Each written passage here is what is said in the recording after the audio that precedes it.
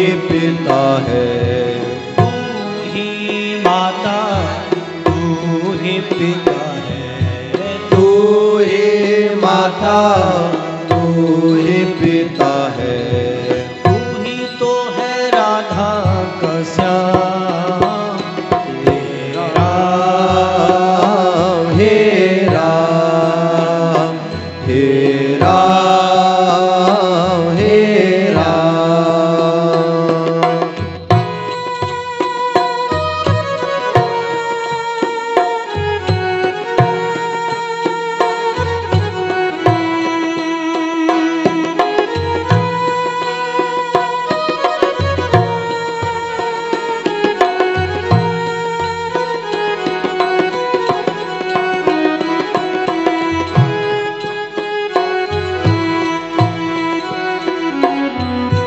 तू अंतर्यामी सबका स्वामी, तू अंतर्यामी सबका स्वामी, तू अंतर्यामी सबका स्वामी, तू अंतर्यामी सबका स्वामी। तेरे चरणों में चार धाम, हे राम, हे राम, हे राम, हे राम।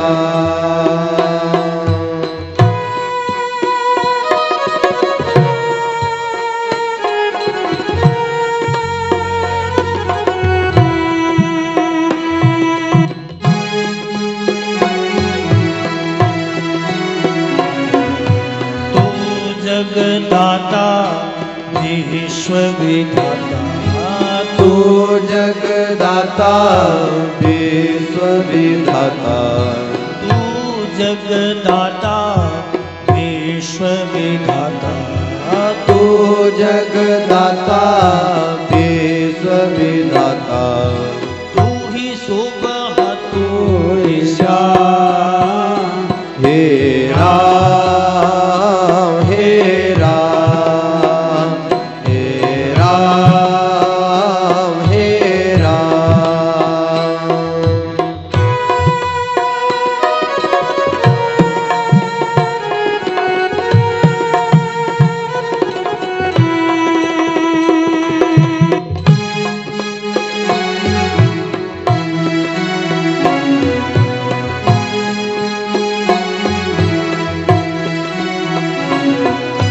तू ही बिगाड़े, तू ही संवारे, ये तू ही बिगाड़े, तू ही संवारे, तू ही बिगाड़े, तू ही संवारे, तू ही बिगाड़े, तू ही संवारे। इस जग के सारे सारे काम हे राम, हे राम, हे राम, हे राम। हे राम, हे राम, हे राम, हे राम। श्री कृष्ण गोविंद हरे मुरारे, हे नाथ नारायण वासुदेवा, श्री कृष्ण गोविंद हरे मुरारे, हे नाथ नारायण वासुदेवा। कृष्ण गोविंद हरे मुरारे, हे नाथ नारायण वासुदेवा, श्री कृष्ण गोविंद हरे मुरारे, हे नाथ नारायण वासुदेवा। हे नाथ नारायण वासुदेवा, हे नाथ नारायण वासुदेवा। हे नाथ नारायण वासुदेवा, हे नाथ नारायण वासुदेवा। हे नाथ नारायण वासुदेवा। वासुदेवा हे नाथ नारायण वासुदेवा कृष्ण गोविंद हरे हे मुरारे हे नाथ नारायण वासुदेवा कृष्ण गोविंद हरे मुरारे हे नाथ नारायण वासुदेवा हरे राम राम राम हरे हरे हरे कृष्णा कृष्णा कृष्णा हरे हरे हरे राम राम राम हरे हरे हरे कृष्णा कृष्णा कृष्णा हरे हरे हरे राम राम राम राम हरे हरे हरे कृष्णा कृष्णा कृष्णा हरे हरे हरे राम राम राम हरे हरे हरे कृष्णा कृष्णा कृष्णा हरे हरे हरे कृष्णा हरे हरे राम राम हरे हरे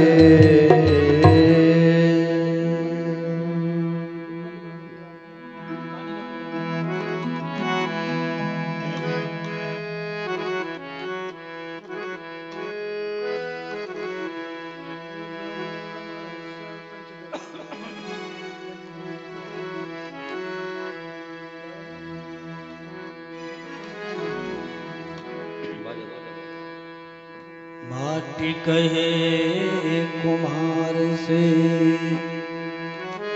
तू क्या रोंदे मोहे, एक दिन ऐसा आएगा मैं रोंदूंगी को। आए हैं सो जाएंगे राजा रंग प्रति,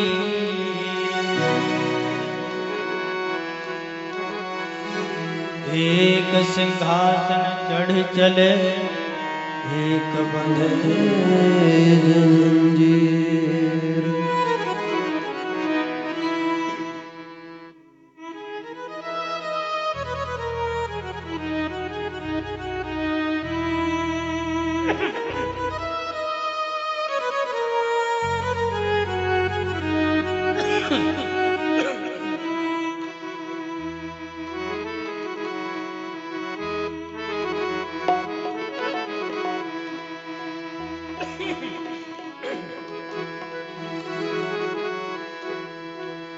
श्री राधे गोविंदा मन भजले हरि का प्यारा नाम है।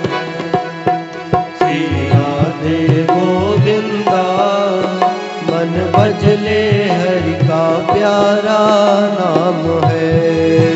श्री राधे गोविंदा मन भजले हरि का प्यारा नाम है। श्री राधे गोविंदा मन भजले हरि का प्यारा नाम है।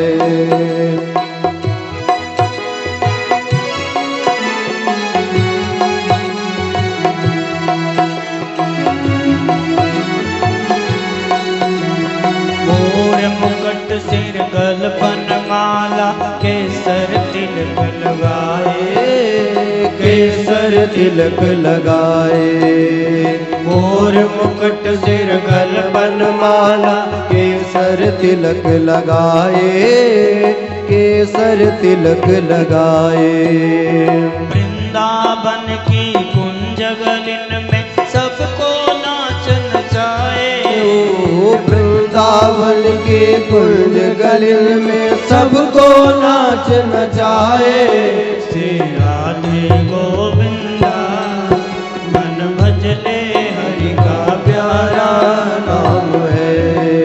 श्री राधे गोविंदा मन भजले हरि का प्यारा नाम है।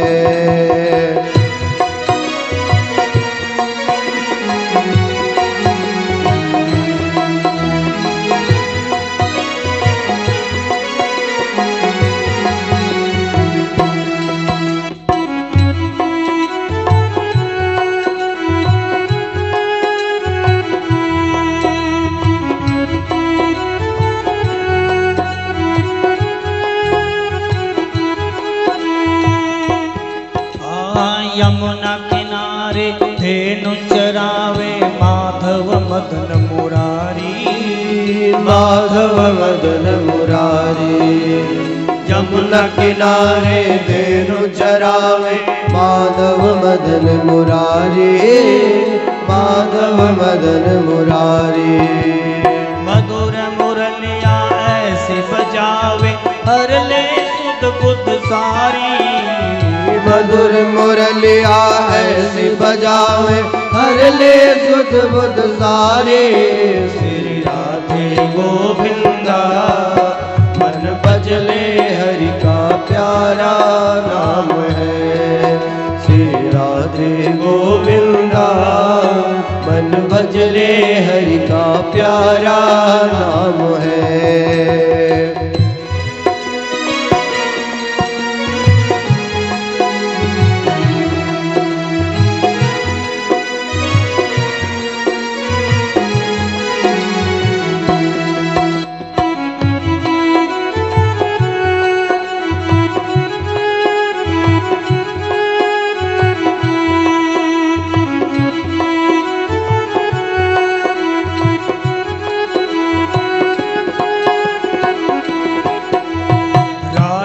शक्ति बिना न कोई श्याम के दर्शन पाए। श्याम के दर्शन पाए। राधा शक्ति बिना न कोई श्याम के दर्शन पाए, श्याम के दर्शन पाए। आराधन कर राधे राधे कान्हा भागे आए। आराधन कर राधे राधे कान्हा भागे आए। श्री राधे गोविंदा मन भजले हरि का प्यारा नाम है। श्री राधे गोविंदा मन भजले हरि का प्यारा नाम है।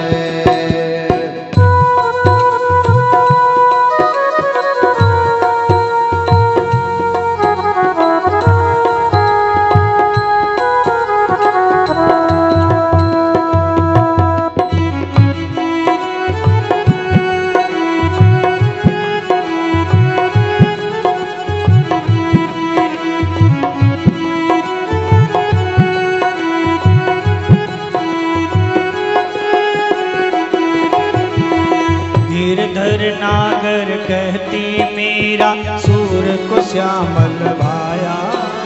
सूर को श्यामल भाया।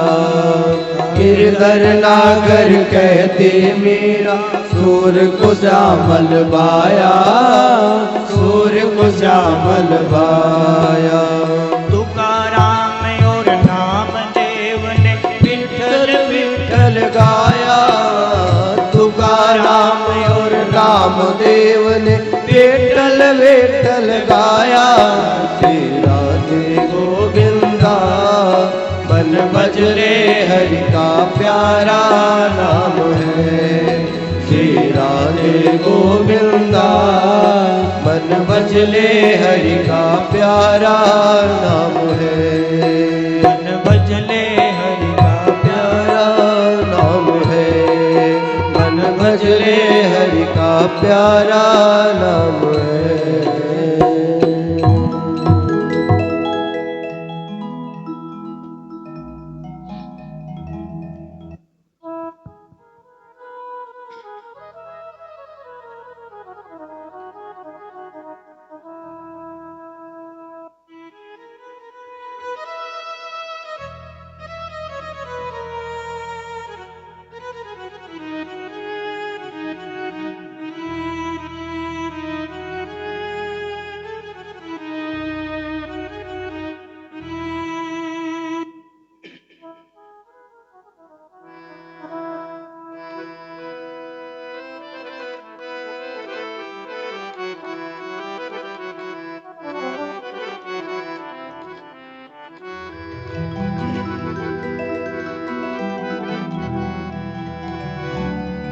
राम नाम सबसे बड़ा, कोई इससे बड़ा न कोई।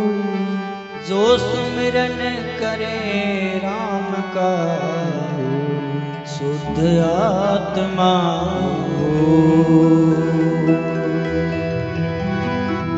राम रामेति रामेति रमे रामे मनोरमे।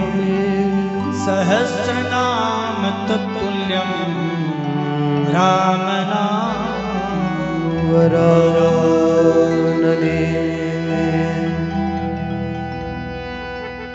जब कोई नहीं आता, मेरे राम आते हैं। मेरे दुख के दिनों में वो बड़े काम आते हैं।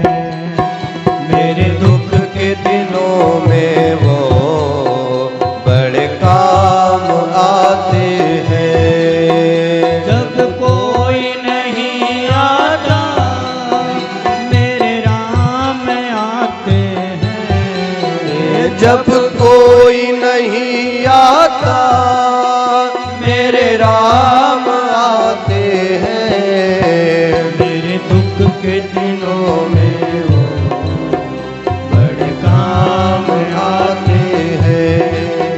मेरे दुख के दिनों में वो बड़े काम आते हैं।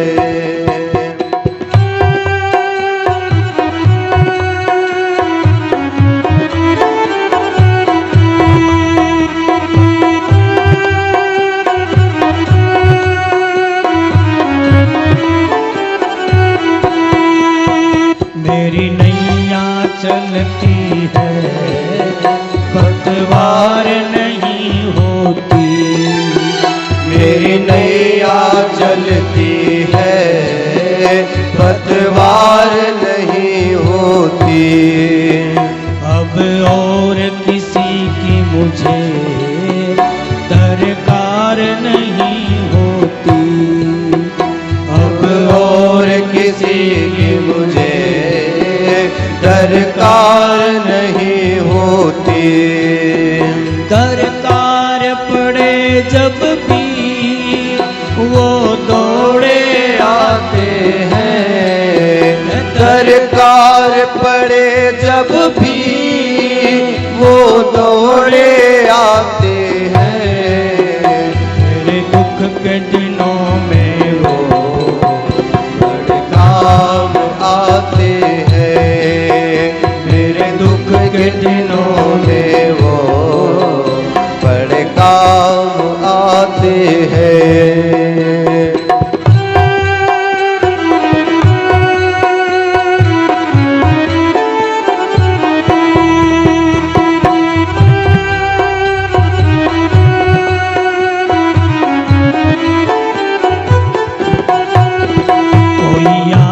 करे उनको, दुख हल्का हो जाए।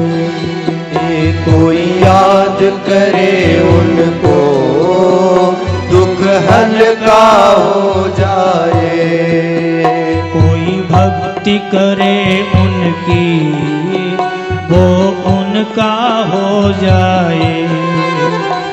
कोई भक्ति करे उनकी वो उनका हो जाए। वो बिन बोले ही सब कुछ पहचान जाते हैं। वो बिन बोले ही सब कुछ पहचान जाते हैं। मेरे दुख के दिनों में वो बड़े काम आते हैं। मेरे दुख के दिनों में वो बड़े काम आते हैं। जब कोई नहीं आता मेरे राम आते हैं। जब कोई नहीं आता मेरे राम आते हैं। मेरे दुख के दिनों में वो बड़े काम आते हैं। मेरे दुख के दिनों में वो बड़े काम आते हैं।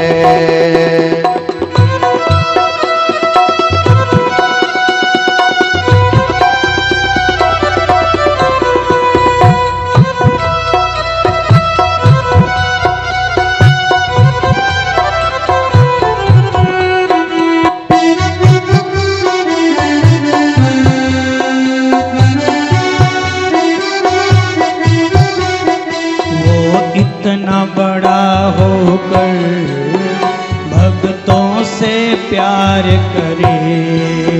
वो इतना बड़ा होकर भक्तों से प्यार करे। कोई छोटा हो या बड़ा सबको स्वीकार करे। कोई छोटा हो या बड़ा सबको स्वीकार करे। हम भक्तों का कहना वो मान जाते हैं। हम भक्तों का कहना वो मान जाते हैं। मेरे दुख के दिनों में वो बड़े काम आते हैं। मेरे दुख के दिनों में वो बड़े काम आते हैं। जब कोई नहीं आता मेरे राम आते हैं। जब कोई नहीं आता मेरे राम आते हैं। मेरे दुख के दिनों में वो बड़े काम आते हैं। मेरे दुख के दिनों में वो बड़े काम आते हैं। बड़े काम आते हैं। बड़े काम आते हैं।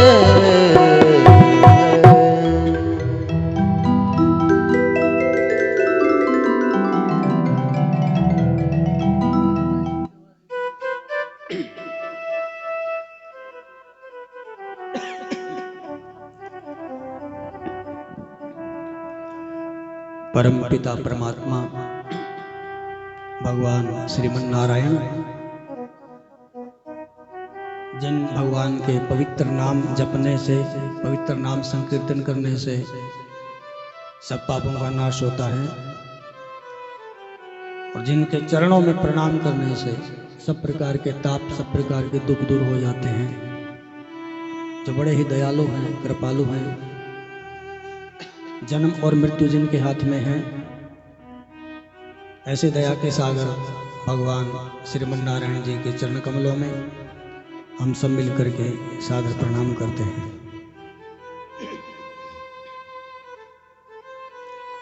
आज की इस प्रार्थना सभा में उपस्थित हुए मेरे समस्त बंधुओं, भाइयों, बुजुर्गों, माताओं, बहनों, हम सब लोग यहाँ पे अपने परम आदरणीय स्वर्गीय श्री भूपेंद्र नाथ दत्ता जी जो शारीरिक दृष्टि से आज हमारे बीच में नहीं है, लेकिन यादों की दृष्टि से वो हमेशा हमारे दिल में, हमारे दिमाग में रहेंगे।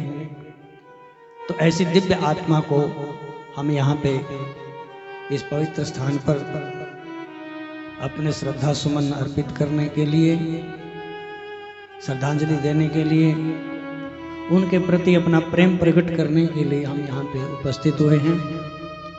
हम सब लोग मिलकर के भगवान के चरणों में ये प्रार्थना करते हैं कि हे प्रभु, इस दिव्य आत्मा को अपने श्री चरणों में निवास देना और इनके जो आश्रित जन हैं, परिवार, मित्र, बंधु, सबको इनके वियोग का जो दुख है कहीं ना कहीं भगवान उस दुख को भी सहन करने की ताकत प्रदान करें, शक्ति प्रदान करें। ऐसी हम सब भगवान के चरणों में प्रार्थना करते हैं, अरदास करते हैं। सज्जनों, आप सब इस बात को जानते हैं, हमारे धर्मशास्त्र, चाहे वो कोई भी पंथ है, वो सब एक ही बात बोलते हैं कि जो इस संसार में आता है उसे एक ना एक दिन अवश्य ही यहां से जाना होता है।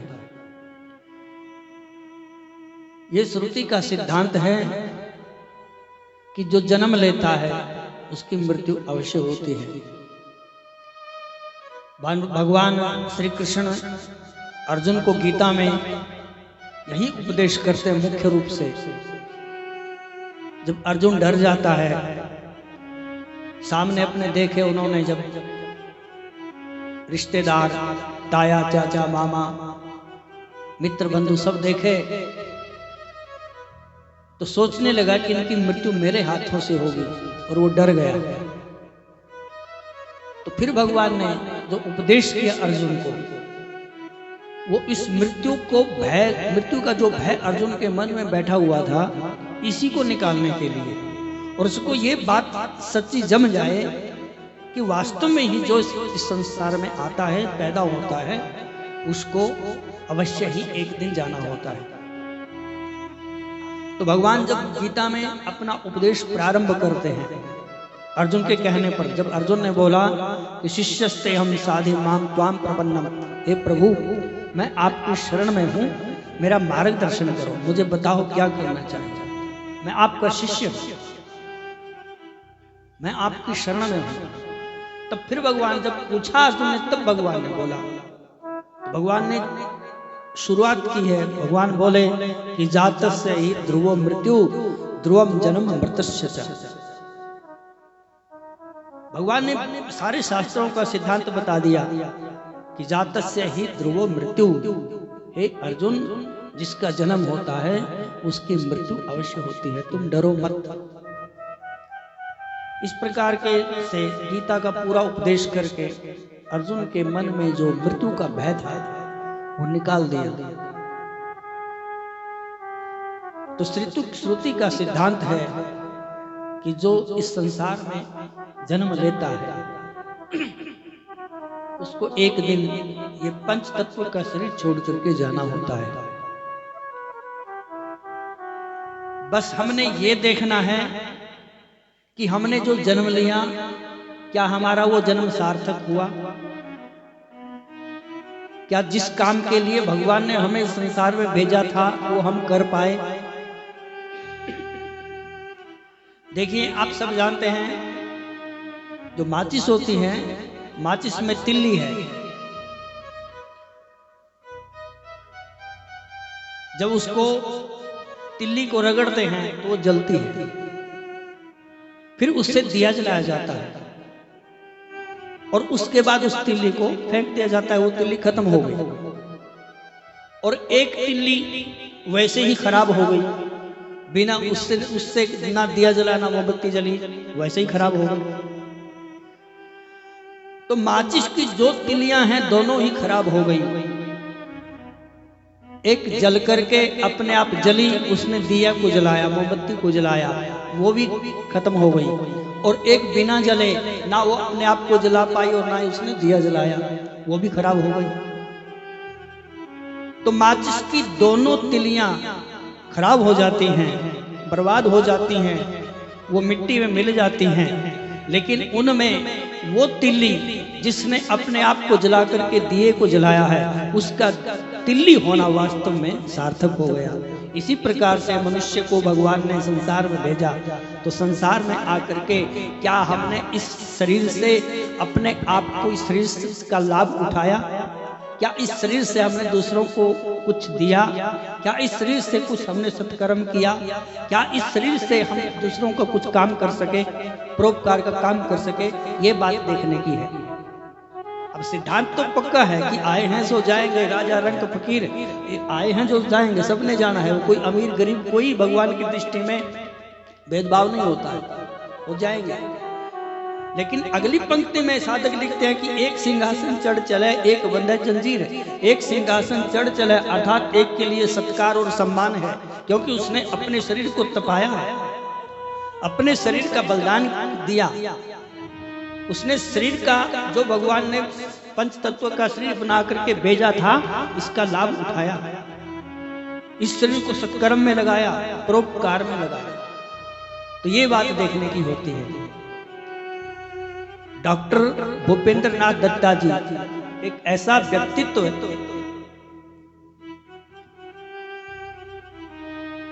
जो कि एक योगी का जीवन होता है। अर्जुन ने भगवान से पूछा था कि योगी किसको कहते हैं, तो भगवान ने अर्जुन को कहा कि समत्वम योग उच्यते, जिसकी समदृष्टि हो जाती है,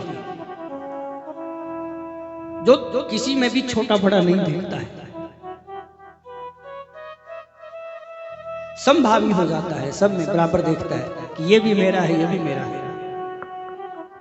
तो हमारे डॉक्टर भूपेंद्र जी, उनका व्यक्तित्व तो ऐसा था कि वो छोटे से और बड़े को लेकर के एक जैसा भाव रखते थे। जितना प्रेम एक पियन चपरासी से और स्वीपर से करते थे, उतना ही प्रेम एक प्रोफेसर और डॉक्टर से उनका होता था। ऐसे समदृष्टि भावी। तो हम जो उनके लिए प्रार्थना करते हैं, उनके लिए हम पूजा करते हैं, पाठ करते हैं, दान करते हैं, ये करना चाहिए, चलो हमारा धर्म है। लेकिन जहां तक हमें लगता है कि ये तो सूरज को दीप दिखाने वाली बात है।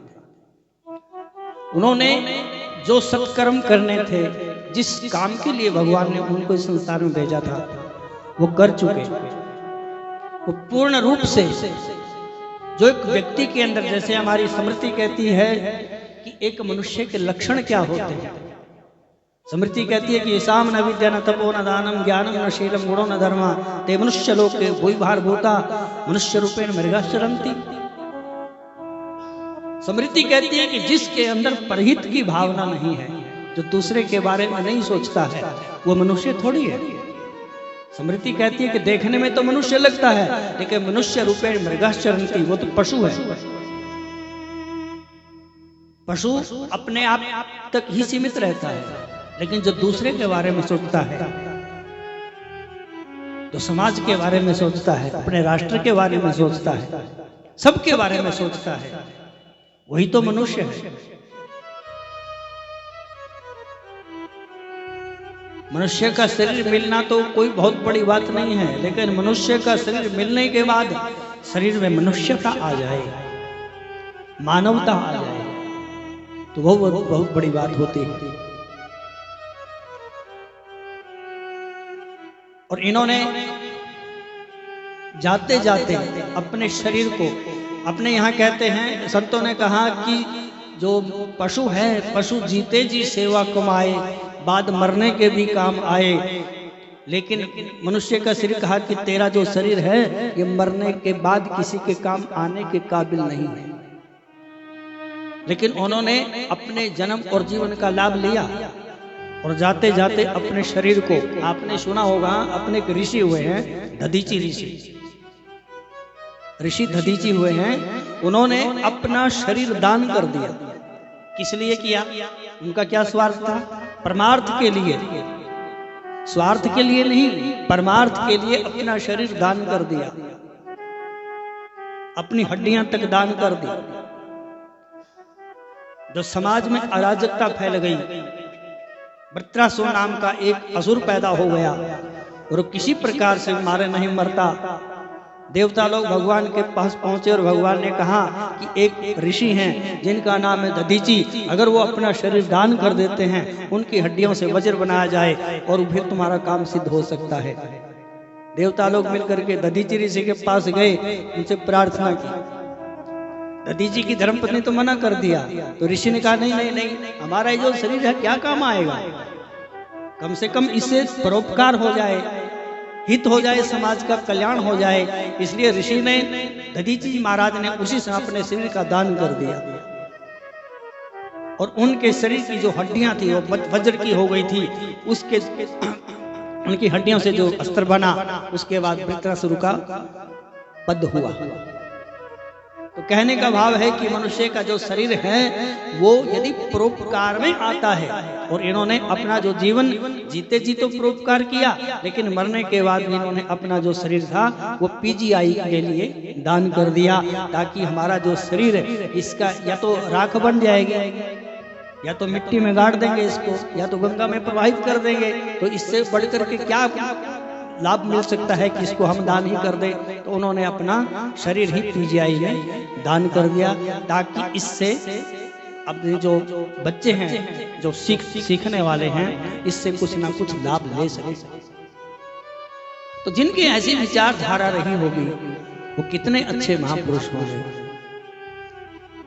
तो ऐसे ऐसे महापुरुष, और उनकी आयु 91 वर्ष, आज के समय में 91 वर्ष आयु कम नहीं होती, पूर्ण आयु इसको मानते हैं। आजकल तो 65-70 वर्ष की आयु में सब लोग जा रहे हैं, लेकिन भगवान की कृपा, तो उन्होंने अपना जीवन ऐसा जिया, बहुत बढ़िया तरीके से अपना जीवन जिया और एक आदर्श के रूप में अपने को प्रस्तुत उन्होंने किया है।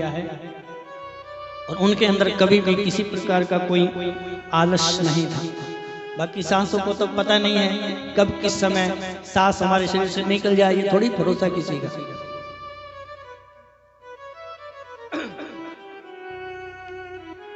मनुष्य को अपने जन्म और जीवन का लाभ लेना चाहिए और डॉक्टर साहब से सीखना चाहिए। उनकी जो जीवनी है, उनके संपर्क में जो भी लोग रहे होंगे उनको जानते हैं अच्छी तरह से, उनसे सीखना चाहिए कि हमें अपने जीवन में क्या करना चाहिए, भगवान ने हमें संसार में किस लिए भेजा है। अन्यथा एक दिन यहाँ से ऐसे ही हमने भी चले जाना है।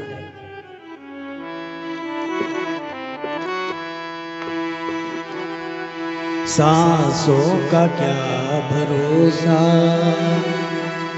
रुक जाए कब कहाँ पर, सांसों का क्या भरोसा, रुक जाए कब कहाँ पर, सांसों का क्या भरोसा, कर जाओ काम ऐसा, हो नाम इस जहाँ पर, कर जाओ काम ऐसा, हो नाम इस जहाँ पर, सांसों का क्या भरोसा।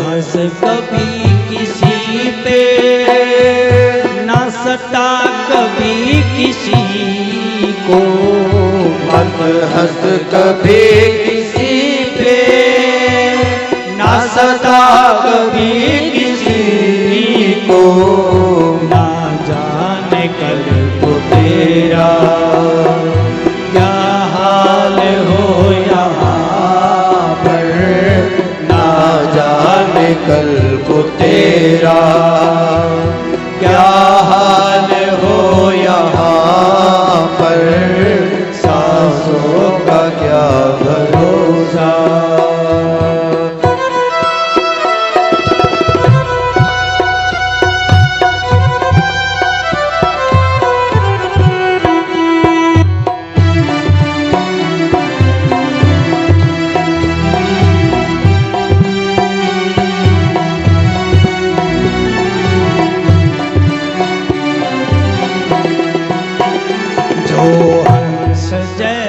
जीवन चाहता है ऐ बसर तू, जो हंस जैसा जीवन चाहता है बसर तू, चुन ले गुणों के मोती बिखरे जहाँ जहाँ पर, चुन ले गुणों के मोती बिखरे जहाँ जहाँ पर, सांसों का क्या भरोसा। रुक जाए कब कहाँ पर, सांसों का क्या भरोसा।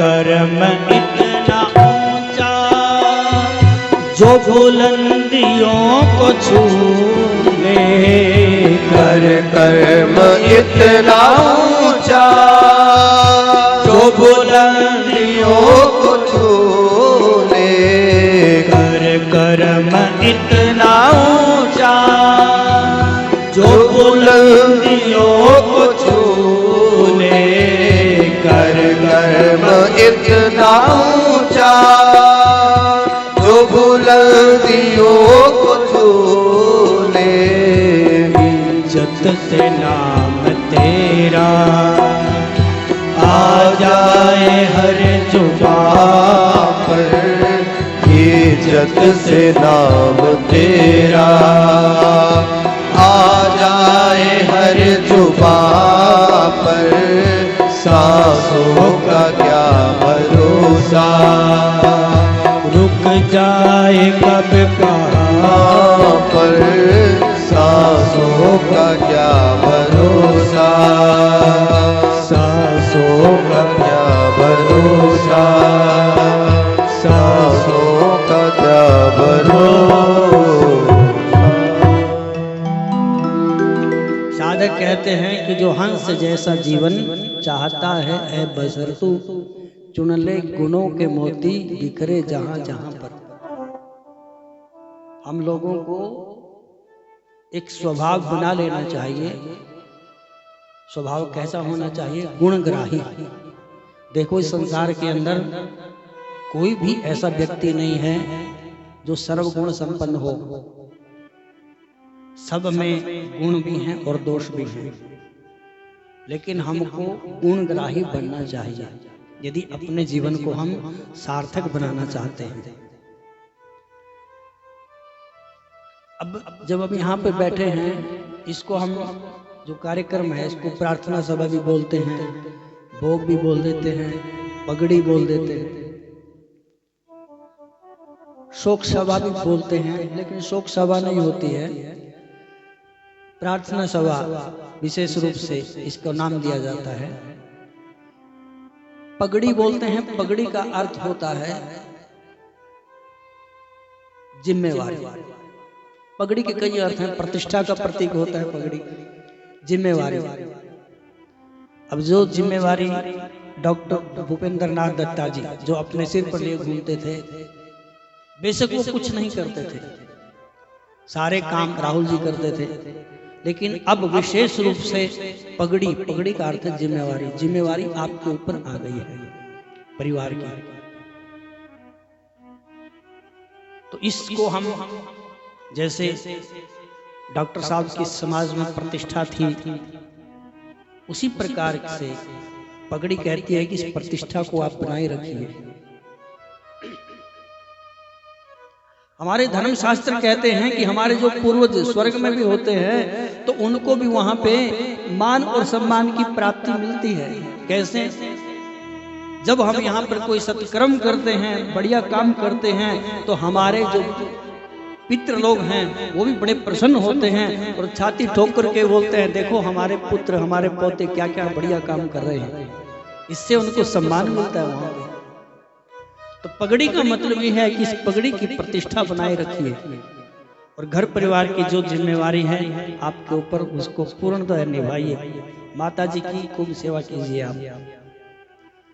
डॉक्टर साहब ने अपने 91 वर्ष की आयु पूरी की। उनका जो जन्म हुआ 16 मार्च 1933 जन्म हुआ था झेलम में, पाकिस्तान में। उसके बाद फिर दिल्ली और चंडीगढ़ में उन्होंने अपना ये कार्य क्षेत्र चुना।